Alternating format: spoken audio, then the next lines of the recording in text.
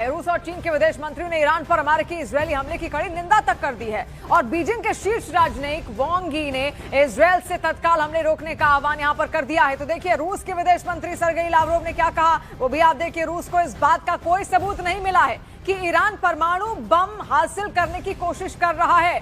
तो ये निंदा यहां पर लगातार की जा रही है, जो कि अब खुद चीन की तरफ से और रूस की तरफ से सामने आई है। जिस तरीके से ईरान के सहयोगी ये दोनों हमेशा से रहे हैं, अब निंदा जिस तरीके से यहां पर लगातार हो रही है, इससे उम्मीदें बढ़ तो रही हैं कि क्या रूस और चीन भी अब इस युद्ध में कहीं ना कहीं दखल देंगे या फिर वो पीछे हटते हुए नजर आएंगे। तो ऐसे में आप देखिए किस तरीके से लगातार ईरान को टारगेट यहां पर इजरायल और अमेरिका ने किया और उसके बाद चीन और रूस की ये निंदा सामने आई।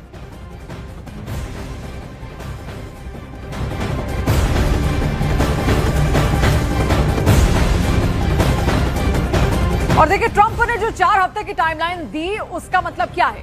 क्या अमेरिका ने अपना कोई टारगेट मिस कर दिया है या वो ईरान युद्ध को किसी फेज में लड़ने वाला है? क्या ये जंग ईरान को न्यूक्लियर ताकत बनने से रोकने के लिए है या असली लड़ाई हॉर्मुज पर दबदबे की लड़ाई है?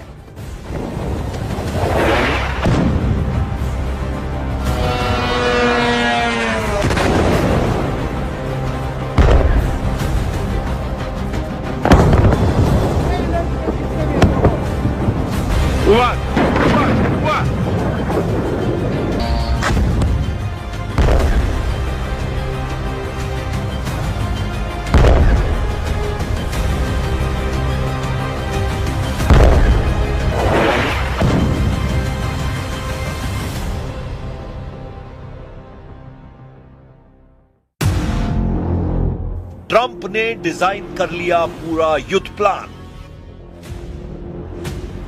चेंज रिजीम या एक्टिव होगा न्यूक्लियर प्लान। जंग के चौथे दिन ईरान की राजधानी तेहरान फिर धमाकों से दहल गई।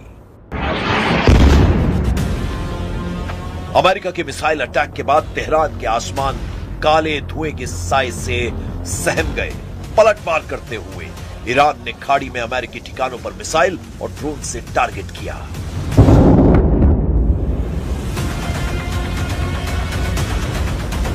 इधर इजराइल ने लेबनान में हिजबुल्लाह के कमांड सेंटर और हथियार ठिकानों को धमाके से उड़ा दिया।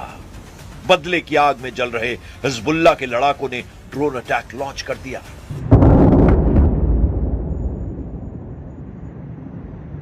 We have the strongest and most powerful by far military in the world, and we will easily prevail.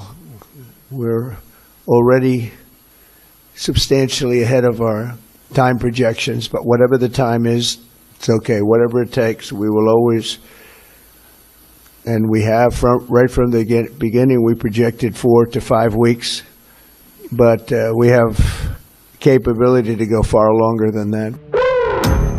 क्या ट्रंप शुरुआती हफ्तों में मिसाइल और एयर डिफेंस सिस्टम को तोड़ेंगे? क्या अगले हफ्ते B-2 बॉम्बर और कैरियर एयर स्ट्राइक का फुल डिप्लॉयमेंट होगा?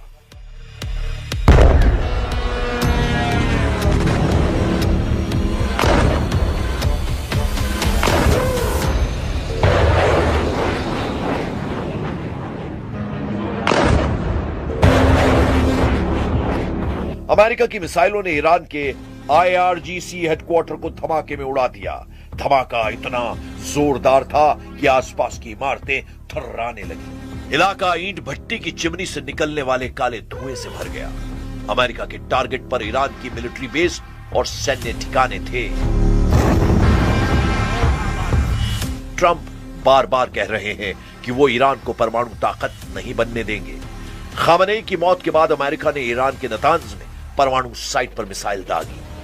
सवाल यह है कि क्या वो फिर नतांज जैसे परमाणु ठिकानों पर वार करेंगे? जून 2025 में इसी ठिकाने पर अमेरिका ने अपने बॉम्बर से तबाही मचाई थी। एक बार ये ठिकाना फिर ट्रंप के टारगेट पर है। Ensuring that the world's #1 sponsor of terror can never obtain a nuclear weapon. Never going to have a nuclear weapon. I said that from the beginning. They're never going to have a nuclear weapon. They were on the road to getting one legitimately through a deal that was signed foolishly by our country. And finally, we're ensuring that the Iranian regime cannot continue to arm, fund, and direct terrorist armies outside of their borders. और देखिए, America के राष्ट्रपति Donald Trump ने Iran के supreme leader Ayatollah Ali Khamenei की हत्या के बाद पहली बार खुलकर कहा है कि उन्हें इस बात की फिक्र है कि ईरान में नया नेता भी अमेरिका और उसके हितों के लिए उतना ही मुश्किल या उससे भी बुरा साबित हो सकता है।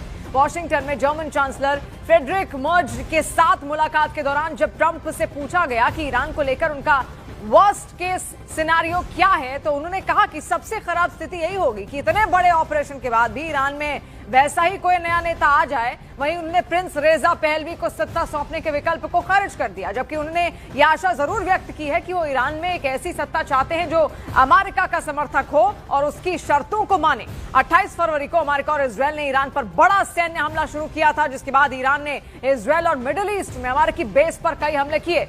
अब तक ईरान में 787 लोगों की मौत हो चुकी है, 6 अमेरिकी सैनिक भी मारे गए हैं। ट्रंप पहले भी कह चुके हैं कि यह एक्शन ईरान के इमिनेंट थ्रेट को खत्म करने के लिए लिया गया है और उन्होंने ईरानी विपक्ष से सरकार पर नियंत्रण करने की अपील भी की थी।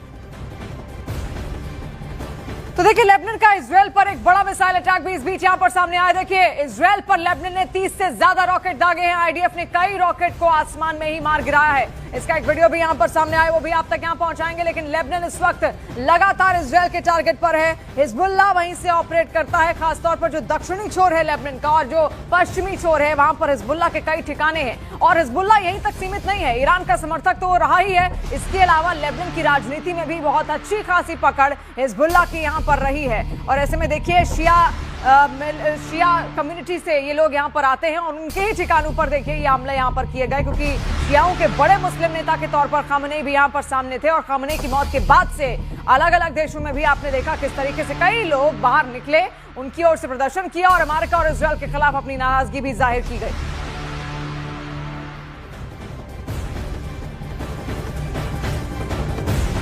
और देखिए, ईरान की राजधानी तेहरान पर हमले और ज्यादा तेज हो गए हैं। इजरायल ने तेहरान पर भीषण बमबारी की। इजरायल के हमले में तेहरान में देखिए भारी तबाही इस वक्त मची है। तेहरान ईरान की राजधानी है और तेहरान पर सबसे ज्यादा अटैक, क्योंकि तेहरान में बहुत बड़े बड़े सरकारी दफ्तर वहां पर मौजूद हैं। जो बड़े उच्च अधिकारी हैं वो तेहरान में ही रहते हैं। इसके अलावा वहां पर कई सारे मिलिट्री बेसेस भी हैं। और ऐसे में कोई भी देश की राजधानी आप जानते हैं किस तरीके से सबसे ज्यादा महत्वपूर्ण उस देश के लिए होती है। यही कारण है कि इजरायल बार बार तेहरान को टारगेट कर रहा है। हालांकि वहां से कई लोगों को शिफ्ट कर दिया गया, लेकिन उसके बावजूद भी वहां का मंजर आप देखिए, खतरनाक मंजर। इस वक्त लोगों में भगदड़ और लोगों में इस बात की आशंका कि कब कौन सा बम, कौन सी मिसाइल आकर उनके ऊपर गिर जाएगी और उनकी जिंदगी तबाह हो जाएगी। आप देखिए, रिहायशी इलाके वहां पर खत्म कर दिए गए हैं, लोगों के आशियाने इस वक्त नष्ट कर दिए गए हैं। और ऐसे में लोग खुद को महफूज रखने के लिए इधर उधर भागते, दूसरे शहरों की तरफ भागते हुए नजर आ रहे हैं। जिसको जहां जगह मिल रही है वो वहां छिपता हुआ दिख रहा है। یعنی